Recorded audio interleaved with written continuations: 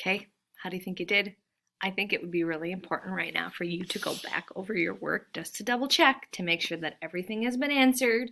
You agree with what you wrote, because it's really important to show that during this number corner assessment that you have looked over your work to accurately show me what you're capable of doing, which I know is great things.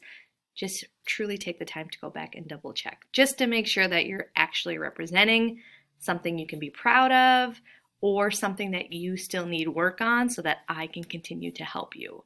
Okay, so do that right now. Go back, check your work, come back to this slide, and on the bottom to show me that you watched this video, so like right below me, put a little heart, a fake one, not a real heart, otherwise you're going to be here till you turn at least gray in the face. Put a little heart so that I know you watched this. Bye.